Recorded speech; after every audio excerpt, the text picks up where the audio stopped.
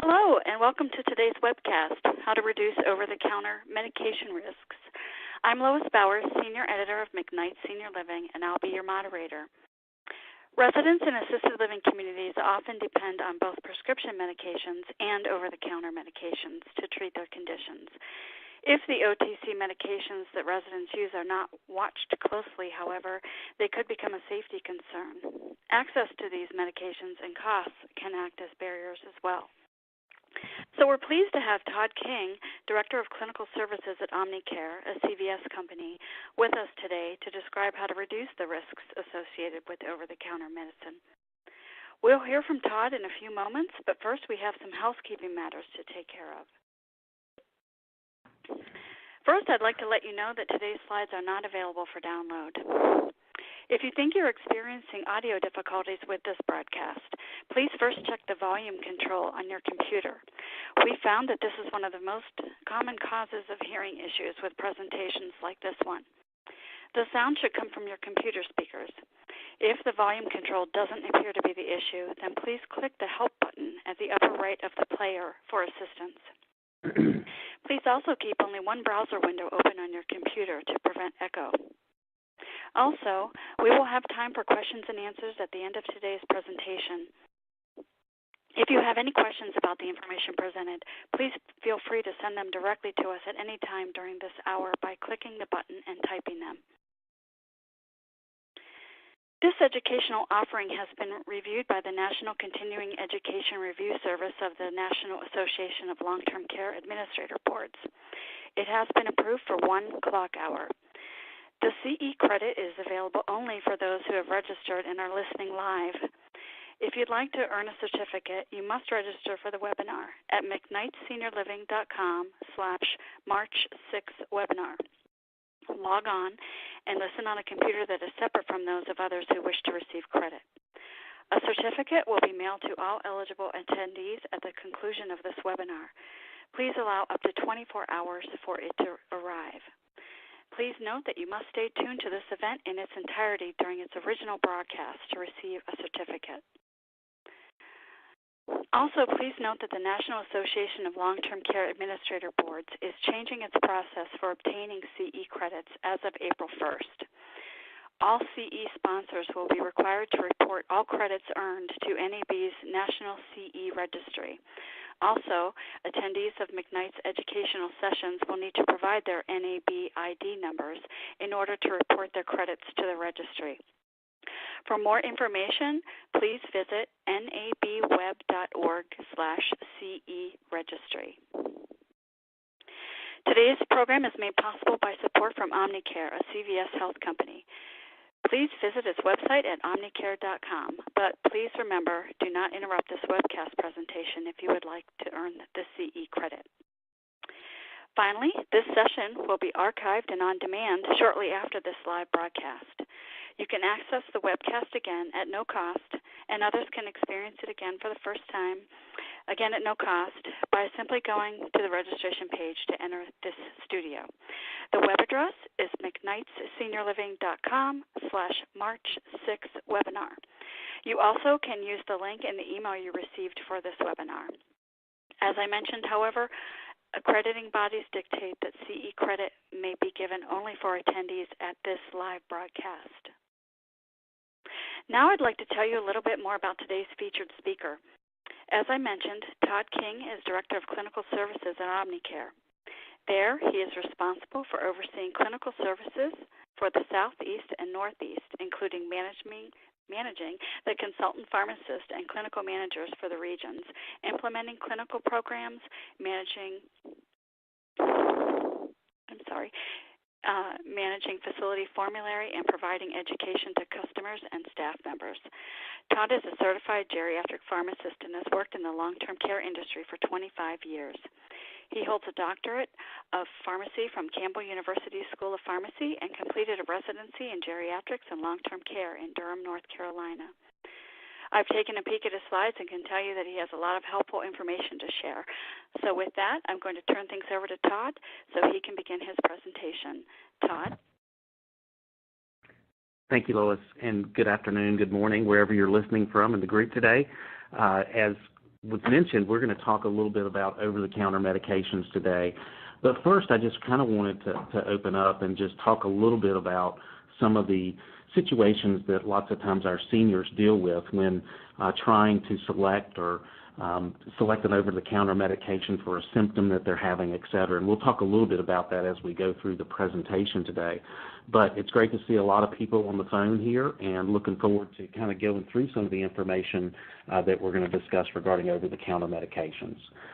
Just the next slide here just kind of goes over the fact that our health policy statement is that these documents should not be copied or distributed in any manner based on our CVS policy.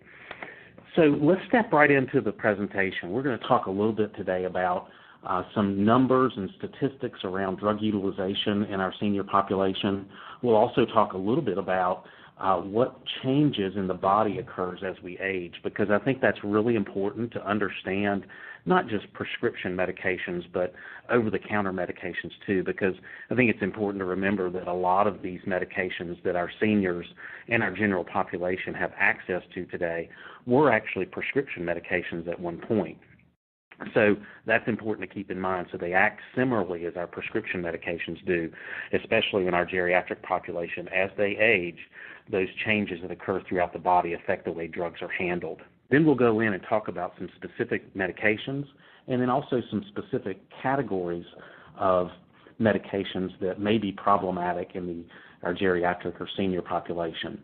So let's look at some numbers. And when you talk about numbers, these are not going to be new for many of the people on the call, because everyone on the call deals with our senior population on a daily basis, and you've seen these numbers that talk about what's happening with this boom in population and those folks who are over the age of 65. As you can see from this slide, and this is one that's very, very familiar, in 2010 there were about 40 million people over the age of 65, and it's estimated in 2050 that number will roughly double to 88.5 million people. The thing that is interesting about this population, as they continue to grow, we know that the seniors that we're dealing with today are going to be much different in the future. And I think that's an area where we need to focus on over-the-counter medications, because we expect the population over the age of 65 in the coming years and decades to be healthier, to be more active, to participate more in their overall care. And that tends to lead us down the path that we think over-the-counter medications will probably be utilized even more than they are today. The next slide just talks a little bit about some other medications and just how seniors consume drugs across the spectrum. And as you can see in this slide, the senior population represents about 13% of the total population. However, these numbers are very familiar also. They consume about 40% of prescription drugs and 35% of all the over-the-counter medications. And as I talked about earlier, complicating this high use of medications, both on the prescription and the over-the-counter side, do put our seniors at risk for serious adverse events. And as we go through the slides today, we'll talk about those potential adverse events and also ways that we can hope to prevent them from happening.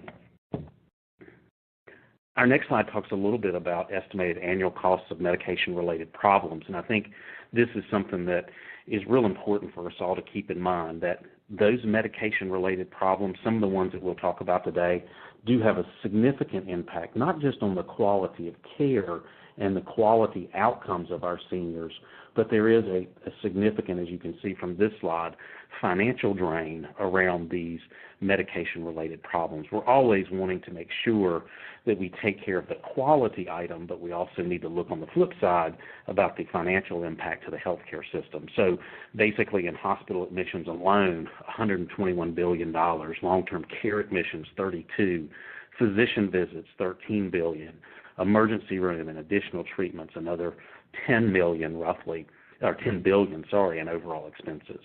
So there is a definite cost attached to these medication-related problems around prescription and over-the-counter drugs. And one of the things that we'll talk about as we go through today is the availability of these products and how many of these products contain multiple entities, which 9 times out of 10, when you get a prescription drug, there are some combination prescription drugs, but most prescription drugs are one entity. When you get an over-the-counter drug, many times there can be as many as 2 to 3 entities, and entities, I mean medications, in that one product. So it's important to keep in mind that you may be dealing with more than one medication as you buy that over-the-counter preparation. So let's shift gears now and talk about what happens in seniors as we age and how it affects how drugs work. And we could spend the whole hour talking about this, but I'm just going to give you a few rough kind of ideas of how our physical and physiological changes as we age affect how medications work. And we'll talk a little bit about each one of these boxes here as we go through the next couple slides. But it's important to remember that as we age, these changes that occur do affect the way drugs are metabolized. They affect the way drugs are distributed to the body. And I'm not talking just about prescription medications. We're talking about over-the-counter drugs naturally also. So when you look at this box, age, weight, genetics, and ethnicity, overall conditions and disease states, liver function and kidney function, all of these processes change as we age. And I think some of you are out there, as all of us age on the phone, we're sitting there thinking, wow, what do we have to look forward to? Well, the next couple slides may not make you feel as good as you would want to about some of these changes, but they do happen. And we really do need to take them into consideration as a person ages. There's a lot of studies and things that go on out there around medication utilization, but there's still not a lot of controlled drug trials that occur in the elderly population.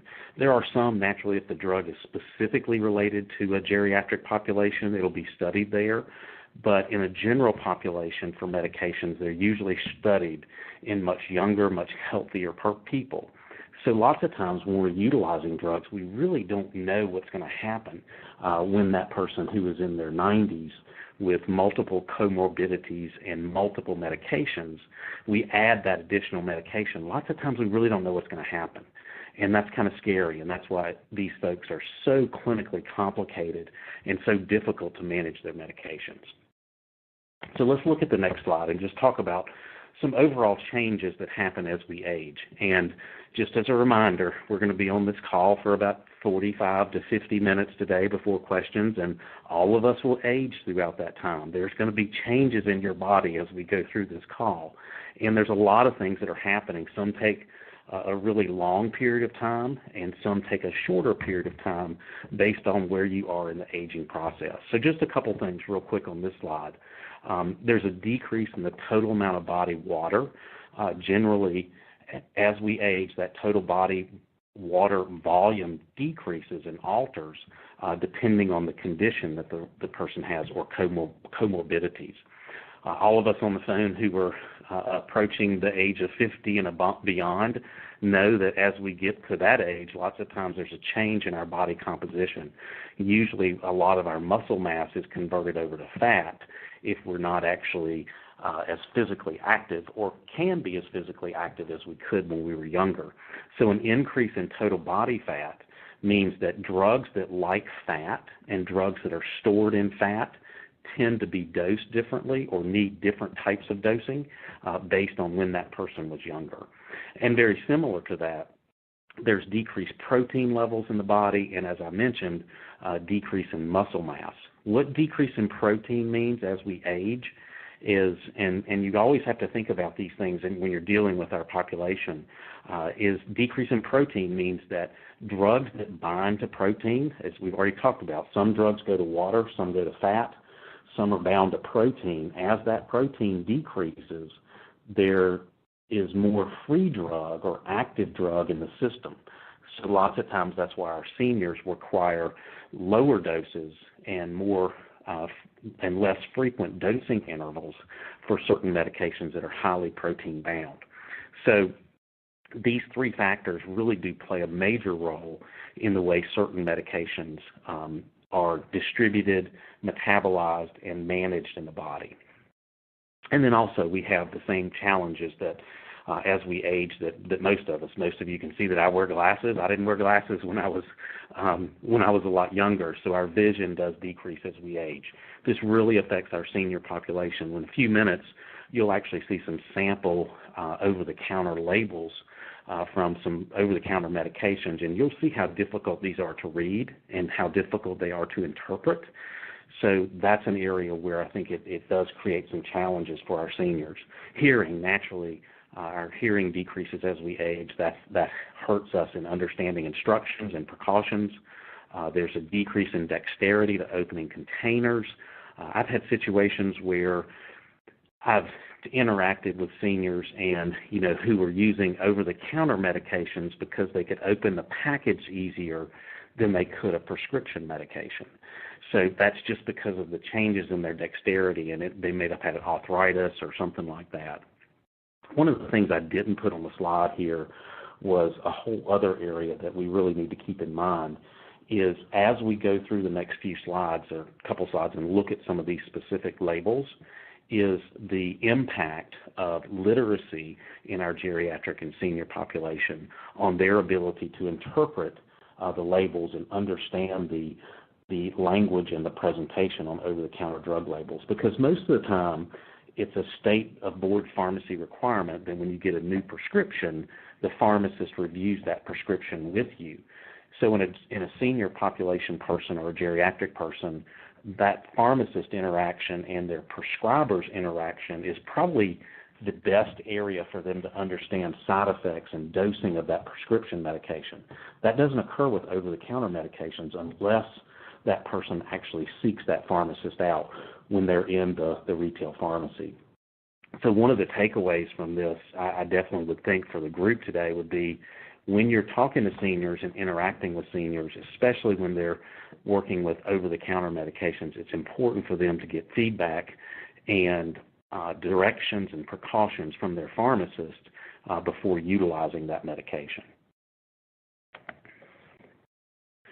Our next slide talks about just a couple other two major pathways, the way drugs are excreted and removed from the body, because if you think about it, if you take a medication, it has to go somewhere after it creates its pharmacological effect. And it's either usually excreted through the liver or metabolized through the liver or excreted through the kidneys. And our first slide just talks about excretion and elimination. This is both through the kidneys and through the gastrointestinal tract. As we age, our kidney function decreases over time.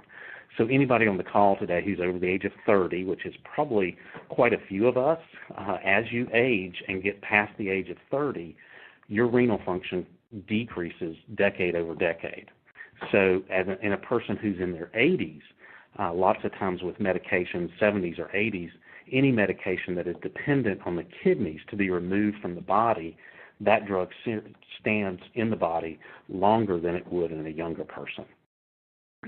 Also, medications for bowel management, such as laxatives and antidiarrheals, do interfere with medications. So it's important to remember that if someone who is chronically constipated or has other problems with chronic diarrhea, their medication absorption from the gastrointestinal tract may be affected also, which can affect how their medications are managed and how they are moved throughout the body. Next slide just talks about metabolism, and the liver is the primary metabolism method for drugs. So in other words, when you ingest a medication, that drug, a percentage of that drug goes out through the kidneys and a percentage goes out through the liver.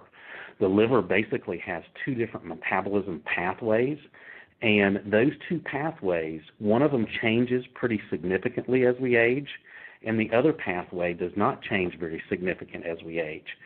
So this is really a challenge because certain drugs go through one pathway and certain drugs go through another pathway. So as I've listed here on the slide, there's some medications that are going to be in the geriatric population that are going to stay around longer in the body because of which way they are metabolized in the liver.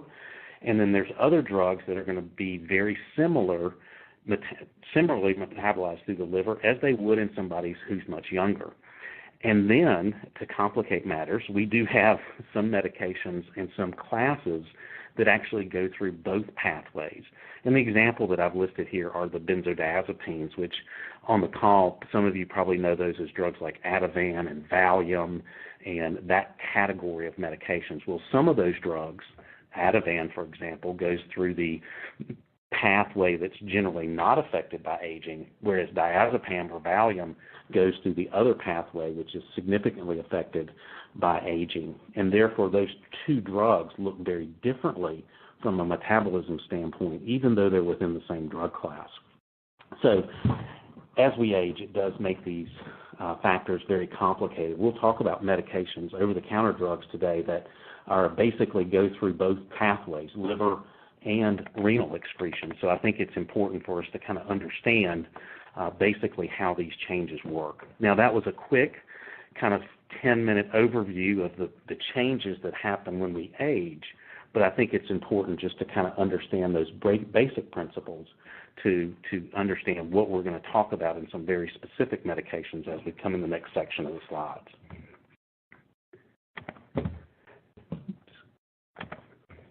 So let's talk a little bit real briefly before we talk about specific medications, go back to some numbers again, and look specifically at over-the-counter medication utilization. This is a study that was done in people who were in the age range of 57 to 85. And if you look, 42% of those people used at least one over-the-counter medication. Interestingly enough, 49% of those folks used a dietary supplement. And of the study population, those folks that took one prescription medication, of those, 46% also took an over-the-counter drug. So if you look, basically 42% took an over-the-counter medication, but those people who took at least one prescription drug actually took more over-the-counter drugs than people who did not take a prescription medication. So that's a pretty interesting number to give you the volume that most of your seniors, half of your seniors, are going to be taking over-the-counter medications. What we see we do research on the drug utilization of our senior population, is we see generally in those people who are living in an assisted living community or an independent living community, that number escalates to anywhere between 2 and 4 over-the-counter medications. So you think about it, we have a general understanding or utilization of prescription medications is traditionally around 6 to 8 medications per resident. You add 2 to 3 more to that, you're now looking at 11 or 12 medications per resident. And as you add medications, just think about all the stuff we just talked about on how the body changes and how those drugs are affected as they're excreted through the body and through the system. So that's to give you an idea a little bit about how often these drugs are used. So let's shift gears now and talk a little bit about some of the specifics that we touched on earlier and look basically at an over-the-counter medication label. I've got 2 examples for you here for the presentation. I thought it would be interesting just for everybody to kind of reflect on this. This product, the first one here, is an antihistamine type product that's generally used for the cough and cold products. This is a single entity product of one drug or one medication and this actually gives you, the OTC label gives you the use of the product. In other words, this product can be used for sneezing and runny nose and itchy water eyes, itchy throat. There is warnings that are listed here. There's also areas where you should ask your doctor or pharmacist before you use or have taken any of these medications, such as tranquilizers or sedatives.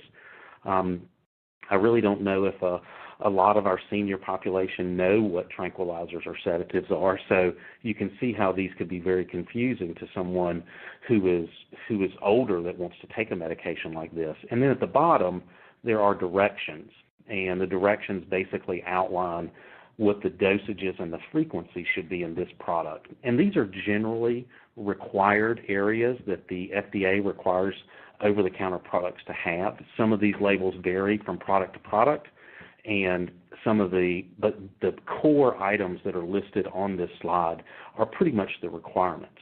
So I think it's always important to go back when you are looking at an over-the-counter medication, this is not just for our seniors, this is for anybody, is to read this label very carefully because, as you can see, there are some very significant, not contraindications, but precautions around other types of conditions that you might have, and then also potential side effects that you should be aware of. So I think these are good to kind of make sure that all people understand basically how these are utilized and what type of information is there, because there's a lot of good information that can kind of help guide the person to take the medication appropriately. This other example, I know it's a little bit hard to read, but I just highlighted it for one reason, and that's the pop-up here that does show this is an allergy and congestion relief medication that I kind of like this. It's in small print naturally, but this is one where it says this is a combination product. In other words, there's 2 drugs in this product, and it says taking more than directed may cause drowsiness. And those types of things are real important in our senior population to make sure that the warnings are reviewed on these products, because the utilization of these can lead to additional problems or side effects. So with this drug, if you take it, or this combination product, if you take it the way it is on the label, this kind of shows you that potentially everything should be fine. But if you take more that's on the label, it could produce drowsiness. Remembering also that our senior population is likely taking a couple more over-the-counter products, and also 5 to 6, 7, 8 prescription medications. So anytime there's a product that can cause things like drowsiness and those types of things, if they're used even at a normal dose in combination with other medications, that does set up our senior population for some real challenges. So let's move in and talk about, after about 20 minutes or so, talk about some specific medications. I'm going to start off with probably one of the most commonly used over-the-counter products, and that's acetaminophen. Most people know this as brand name Tylenol. Tylenol has been on the market for many, many years. Its primary use is for pain or fever. And one of the things about Tylenol is it's important that there should be a maximum dose consideration. Most people, if you're reading along and taking notes, most people do recommend that in the senior population we should not exceed 3,000 milligrams per day. The manufacturer says up to 4,000 milligrams, but most of us who practice in geriatrics do kind of stick to that 3,000 milligram dose. One of the things that you'll see on the next slide is that Tylenol is available in multiple products over the counter. So one of the things that you always have to keep in consideration with this product is it is available as its own entity. In other words, a basic acetaminophen as it's a tablet, a capsule, or whatever. But it is also in multiple over-the-counter products. So you could have a senior that's taking 3 grams or 3,000 milligrams of Tylenol for pain, and then they get a cold symptom, and they go into the local pharmacy and pick up a cough and cold preparation that may have as much as an additional 500 milligrams of Tylenol per dose. And that's when people get in trouble. We'll talk about that on just about every categories of these medications. So the toxicities that can occur with Tylenol is it is a drug that is primarily excreted or metabolized through the liver. So in other words, in people that take large amounts of Tylenol, or even inadvertently taken over the normal dose of Tylenol, can develop liver toxicity, and it also can be worsened with those folks who regularly consume alcohol. So liver toxicity or liver damage is the big issue or the big risk with Tylenol or acetaminophen. And if you look at the next slide, I just put this slide up here because I thought it was kind of fun, but you can see these are just a sampling of the many products that contain Tylenol in combination with other products. So we could go through this list, but we don't for time's sakes. But as you can see, there's just multiple products out there that are on the market that if somebody's taking one of these regularly for pain management or, chronic leg pain or something like that, when they get another symptomology and go out and buy another product, they're at risk for a dose that could be affecting their liver from a negative standpoint. Next medication we'll talk about, medication category, is the non-steroidal anti-inflammatory drugs. You guys know these as Advil and Motrin and Aleve. There's multiple opportunities for these drugs over the counter also. These medications were prescription drugs for many, many years and have slowly migrated to the over-the-counter space. Their primary use is for pain and fever, similar to Tylenol. But as you can see from the name, these drugs are also anti-inflammatory medications. These are very popular in our senior population because of the fact that they reduce inflammation, which can help with the symptomology of mild arthritis and other types of inflammatory conditions that can cause pain, decrease in mobility, inability to sleep, etc.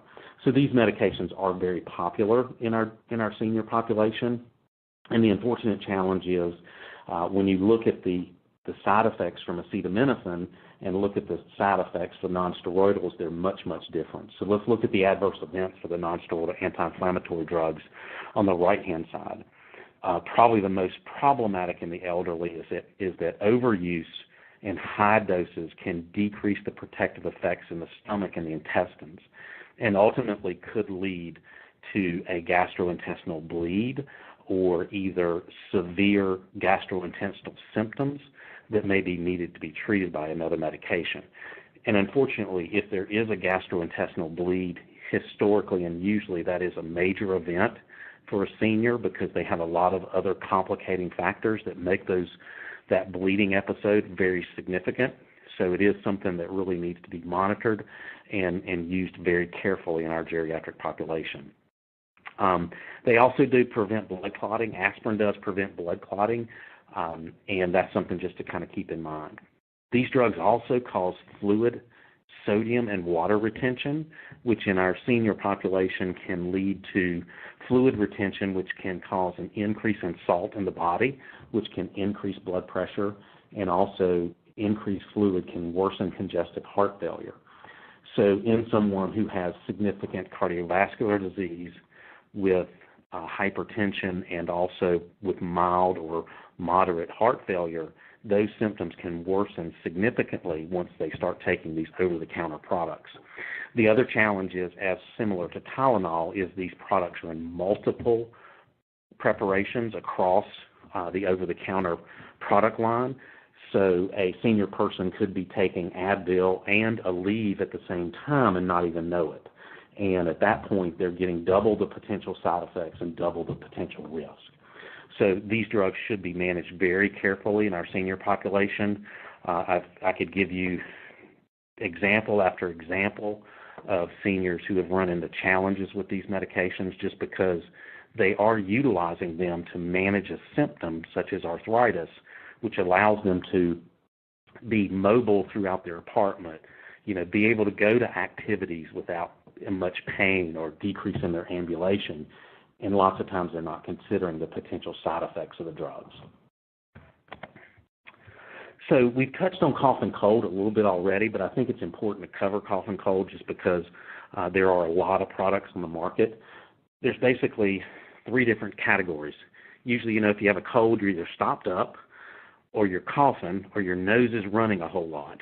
So you want to do one of the 3 things and fix that symptomology. So here's the 3 categories. You have antihistamines, which those are the ones that help keep your nose from running. And these drugs are commonly known as Benadryl, Claritin, and Zyrtec. Benadryl is a drug that is commonly seen in over-the-counter products because it has sedating side effects. So you will see Benadryl in combination with drugs like Tylenol to help not only with pain but with sleep. In combination with cough and cold preparations, it's basically there to reduce, to block that histamine receptor, which causes a runny nose and that type of thing. As you can see, the side effects here are significant with Benadryl. Confusion, constipation, blurred vision, urinary retention, and drowsiness. These are things that do not work in our senior population. I really think that Benadryl is one of the most problematic over-the-counter drugs that we have. Its generic name is diphenhydramine. So as you do see that product out there on the market, it is important to remember that it can create a lot of problems in our older folks. And I hope maybe at the end we can get a question or something around this category of side effects, which are called anticholinergic side effects that occur with drugs like diphenhydramine, because it is an opportunity for us to expand on some things a little bit, because it does create a lot of challenges in our elderly population. Claritin and Zyrtec are commonly called non-drowsy and are recommended for folks who need symptom relief during the day. We do see a lot of use of the cough and mucus preparations, the glyphenicin and dextromethorphan products. These are drugs you probably are familiar with, Mucinex and Delsum. These products are over-the-counter.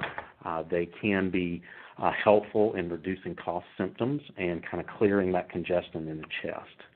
Really just some counseling needs to be done with these products. They should be taken with a full glass of water and make sure that they're only used for a certain specific time period. Decongestants, that's when you're all stuffed up and you want to open your head up. These drugs pseudoephedrine and phenylephrine are products that can reduce that symptomology. It is important to remember that these are stimulant products, so you can see an increase in heart and blood pressure, and that's something that we really need to kind of keep in mind in our senior population. Let's move on to some gastrointestinal products. I'm not going to spend a ton of time on these, but I think these are ones that our senior population does use quite a bit. First of all, antidiarrheals. The thing to remember here is you'll note that Metamucil is on both sides of this slide. So Metamucil can be used to help someone who has diarrhea, but it can also be used as a laxative. That doesn't make sense to some people, but it's basically the amount of fluid that's given with Metamucil. If you give it with a lot of fluid, it is a laxative. If you give it with a little fluid, it can be an antidiarrheal product. We'd be very cautious in using this product as an antidiarrheal because, and keep in mind that diarrhea should be treated from an over-the-counter standpoint for a very, very short period of time only. If it does move past 1 to 2 days, it really should be looked at by a prescriber because there could be something else going on. As you can see, the cautions there, they should never be used if you have bloody diarrhea, fever, or severe diarrhea. And remember that there are some diarrhea conditions that can be caused by an infection. That infection is Clostridium difficile, and that's one that we need to just keep in mind that needs to be treated in a different manner. The laxatives, I've listed those here also. Our seniors, we could probably spend an hour talking about laxatives. Our seniors do take a lot of laxatives. There are, looking at 3 big categories here, the fiber products, the stool softeners, and then the stimulants. Stimulant laxatives do have a quicker onset. However, they can cause challenges down the road because of the properties and how they work can cause bigger constipation problems as they're used down as a longer period of time. Herbal remedies, I don't spend a lot of time with this one on herbal remedies because it's really a separate category, but I think just as a reminder that everyone should take into consideration that there's a good chance that if a senior's taking over-the-counter medications, they're probably taking some herbal products also. They should be accounted for in their over-the-counter medication use because herbal remedies do interact with prescription medications, and they also do have their side effects and drug interactions. So they should be taken into consideration. It's always a good question to ask because if you're looking at a resident and trying to figure out some of the things that they're taking from an over-the-counter product, lots of times they'll leave these out unless you specifically ask. So always ask about herbal preparations that either have been recommended by their prescriber or their daughter or their family member or their person down the hall that takes something. It's always important to ask about whether or not they are utilizing those preparations. So the last 2 sections that we're going to talk about, gastroesophageal reflux disease and then also insomnia, a couple specific things to the senior population, which I think is important for us to understand, is gastroesophageal reflux, or GERD, basically is a reflux disease where you get that kind of sour feeling in your esophagus. This is a real common problem in our senior population because of many things. One, there are physiological changes in the gastrointestinal tracts which predispose people to reflux. In the senior population, there is a sphincter that controls the amount of acid that flows back up into the esophagus. That sphincter does not usually work as good in older people as it did in younger people. Plus, there's a variety of medications which affect the way that sphincter works. So GERD or reflux is a common condition in our patient population. It's estimated that about 60% of those people over the age of 65 takes one of these categories of medications, one of these two categories.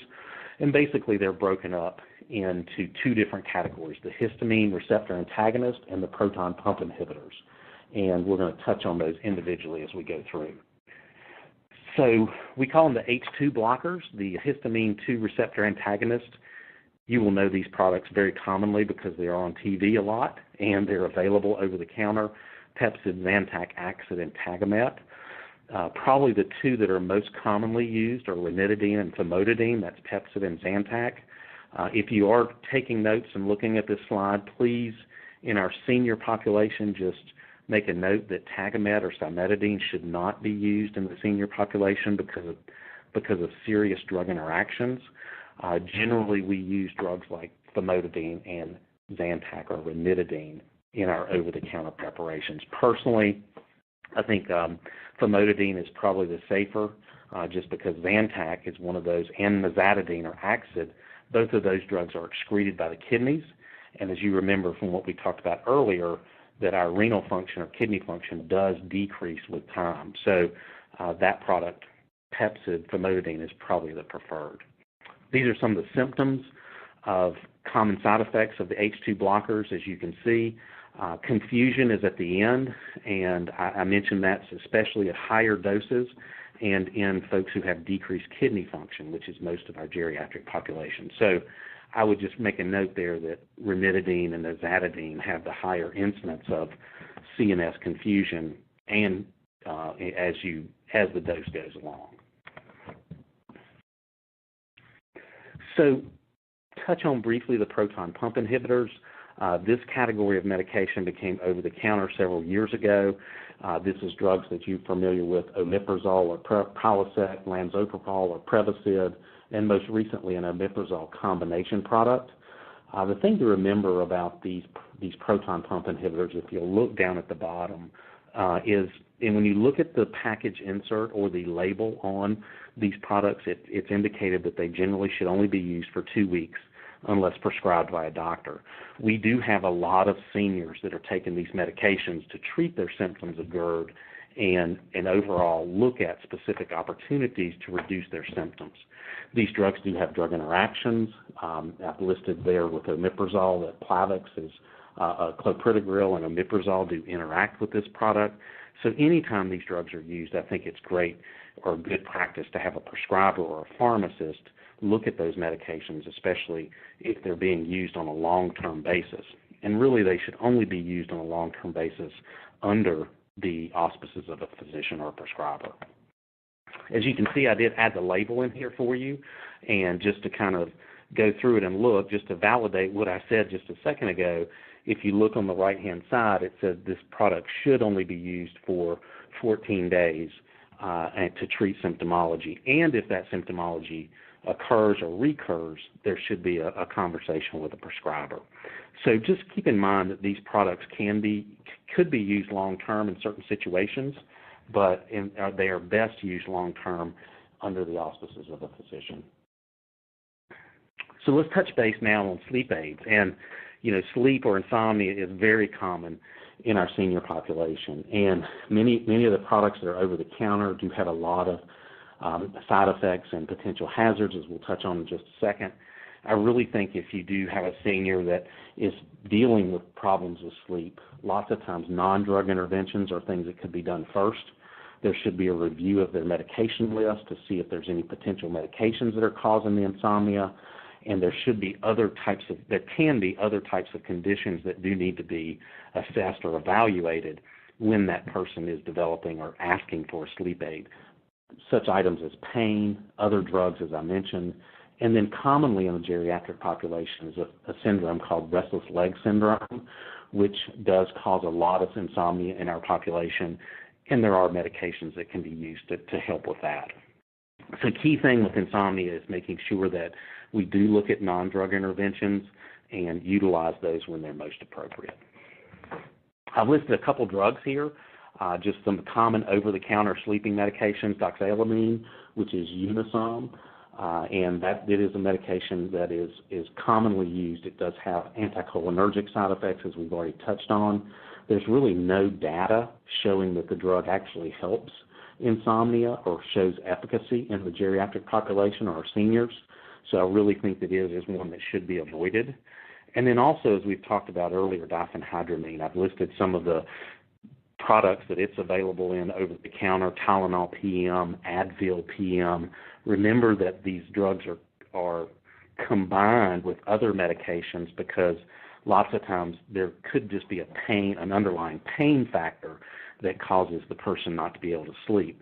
So one of the things I used to always do as a consultant pharmacist, if I ever saw Tylenol PM or Advil PM, I would always just ask the doctor and say, hey, can we just use Tylenol or Advil instead of the PM, because I knew that the side effects of diphenhydramine are significant and really cause challenges in our population.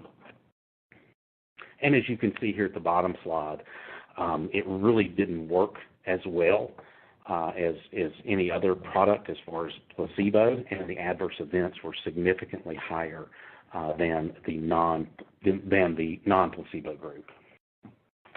Lastly, I'll touch on melatonin because I think melatonin is one of the products that we do see as utilized quite a bit for sleep.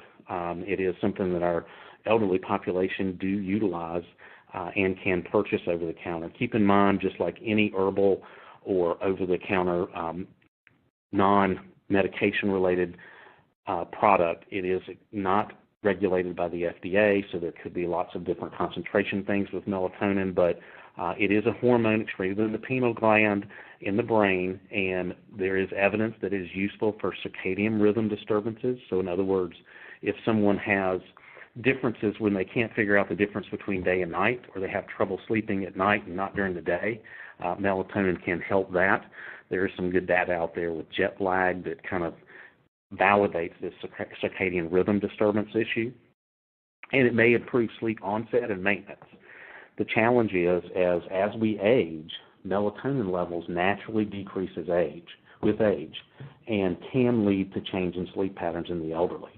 So really the only way that you will notice that a person is melatonin deficient is to give them some melatonin to see if it actually does help with their sleep patterns. So it may be useful in our senior population, and it is one that is commonly used, and I think is probably a much safer alternative than the two drugs that we listed on the last slide, Benadryl and doxylamine.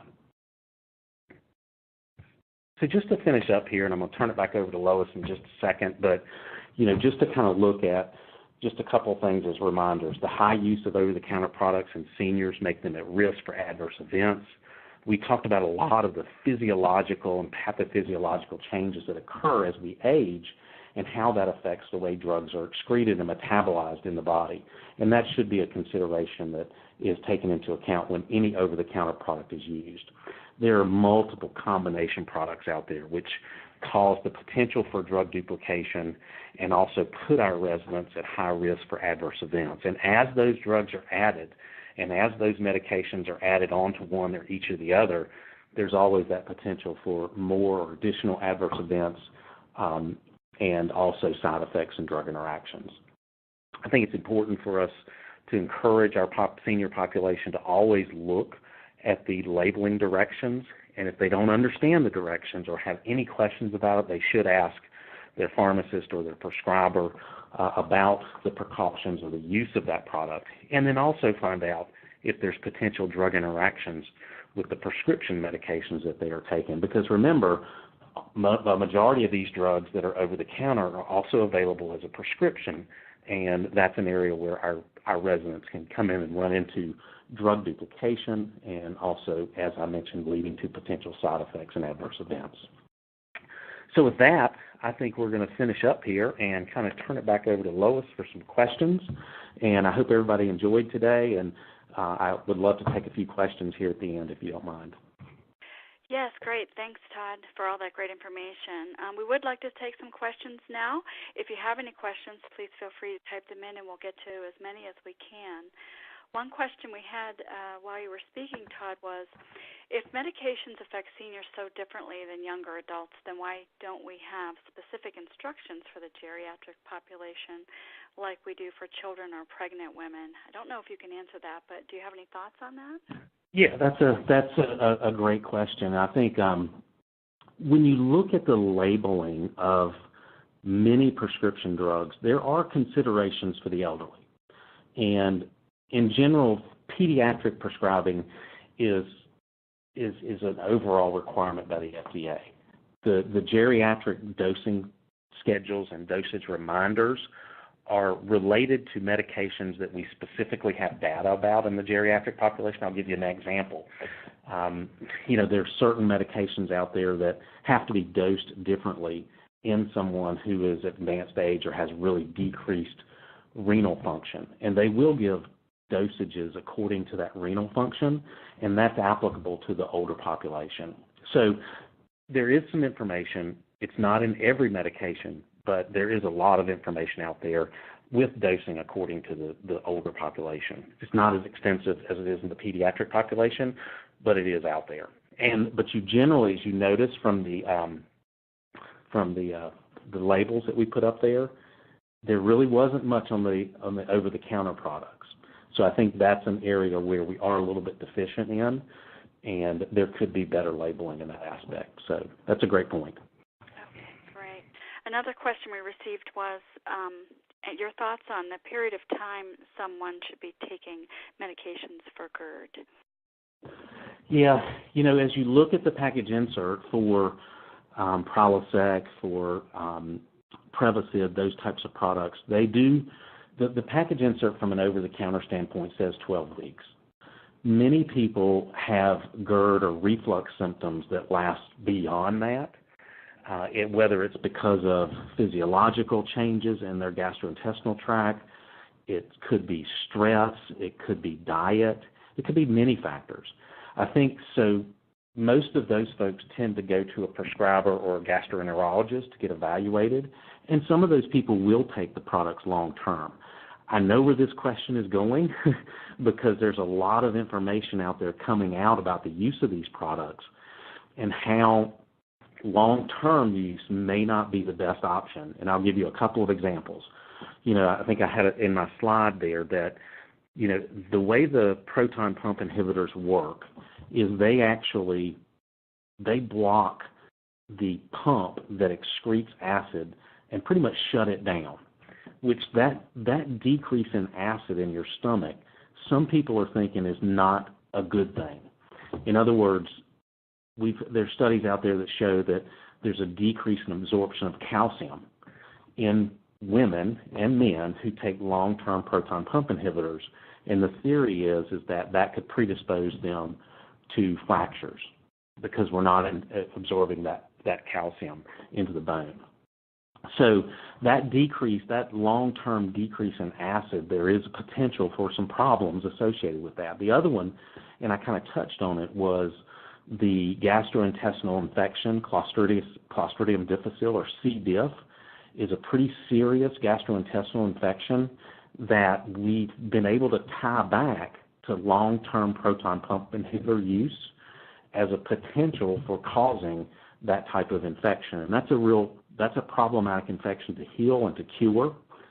On the flip side, and I'm kind of skirting around this to answer your question, we know that people, especially seniors, who take chronic non-steroidal anti-inflammatory drugs for pain, who are on other types of blood thinners like warfarin and those types of products, generally should have gastrointestinal protection with a proton pump inhibitor. So those people are going to need to take them long term to protect their stomach from a gastrointestinal bleed.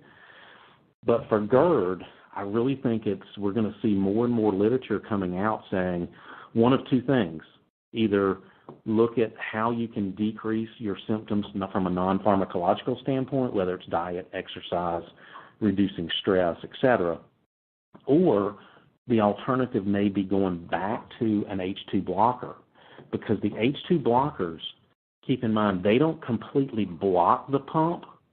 They actually just decrease the amount of acid. So there is a little bit different mechanism there, and I think that's kind of one of the trends you're seeing out there is patients, residents going from a proton pump inhibitor back to an H2 blocker. So please don't run out and stop taking your proton pump inhibitor because I said that today, but I think it's one of those things you may see down the road as far as trends in treating GERD. Because GERD symptoms are very, very difficult, and they're problematic because it is a symptom that causes a lot of potential other symptoms. Many people out there who have chronic GERD express anxiety regarding it being a cardiac issue or a heart issue because it's in the same spot. So GERD's a real challenge, and I think we'll find out more in the future about chronic proton pump inhibitor use. Okay, great. I think we have time for one quick question, and just to let our listeners know, if your question is not answered today, we can follow up with you after the webinar to make sure you find the information that you need. But the last question would be, what is the best way to approach family members providing over-the-counter medications for their loved ones? Yeah, and that's a great point. I think it's when you deal with families, specifically in senior living, lots of times they'll bring mom or dad some stuff that they stopped and got at the local drugstore because, if they have a headache or they have some cold and flu symptoms, here, Mom, just keep this in case you need it. I think you need to go through the same steps that we went through today as far as explaining to the family the hazards of using over-the-counter medications in a senior population because of all the other drugs that they take, because of all the other comorbid conditions that they have, and because of the way our body changes as we age. I think you could take, if you're an administrator or nurse leadership at an assisted living facility, you could take some of the common themes that we talked about today and do a family night on over-the-counter drugs and just kind of explain some of the issues that we dealt with today on, products being available in multiple different types of products, what some of the common problems are with drugs like diphenhydramine or Benadryl, which is sometimes thought of to be safe in the elderly population, and it's not. And I think I've done a couple of these types of over-the-counter family nights in the past, and some of the stories that you'll get are going to be fascinating. I'll never forget, I had a resident come up to me after one of the meetings, and I'll close with this, and he talked about his sleeping medications. When I told the group that Benadryl can actually cause symptoms that look very similar to dementia, he came up and started talking to me, and he said, I've been taking Tylenol PM for years. And I said, well, how often do you take it? He said, I take it every night. And then I said, well, how much do you take? And he goes, I take anywhere between 2 and 6 pills a night. And my jaw almost dropped. And we actually, with his doctor, put in a plan to try to get him off of that product after he had been taking it for years and years. So that misconception is out there. His daughter had been providing it to him, and everybody thought it was safe. So I think you need to educate them and make sure that the family members understand the risk, because the last thing you want to happen is an adverse event happen that removes that person from a senior living community and they wind up in a hospital with a major event that transports them to a nursing facility, and their decline has started at that point. So I think that's one of the areas we really need to focus on education as a family members. So thank you for that question. Thank you, Todd, for answering all of the questions we had today, and we apologize that we couldn't get to all of them. Such an interesting topic, and obviously one of very much importance. So we hope everyone enjoyed today's webcast. Remember that this session will be available shortly to listen to again. So if you'd like to listen to it again, or if you think a colleague would benefit from the information, please write down this webinar address, mcknightseniorliving.com/March 6th webinar. Please remember that accrediting bodies dictate that CE credit will be given only to people who attended this live broadcast. We'd like to give special thanks to Todd King again for taking the time with us today to frame this important issue in an understandable way for senior living providers. We'd also like to thank our sponsor, Omnicare, a CVS health company. Visit omnicare.com to learn more about the company. And thanks to everyone listening today. Your questions were outstanding, and I'm sure helped fellow listeners gain an even better understanding on this topic. Once again, thank you for tuning in. This is Lois Bowers from McKnight's Senior Living.